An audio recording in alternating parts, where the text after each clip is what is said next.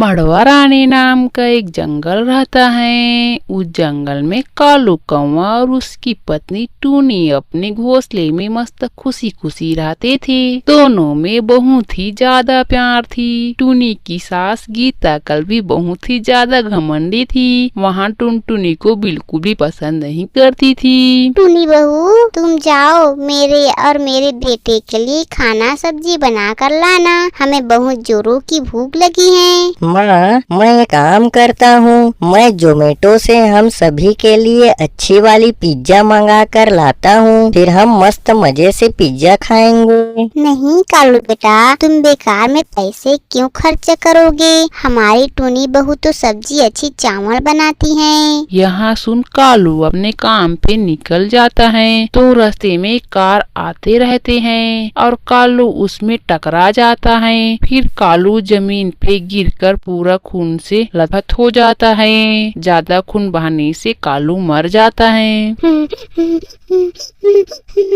आपको ये क्या हो गया जी? मैं आपके बिना कैसे रहूंगी जी? मैं ये भी नहीं पता पाई कि आप क्या बनने वाले हो।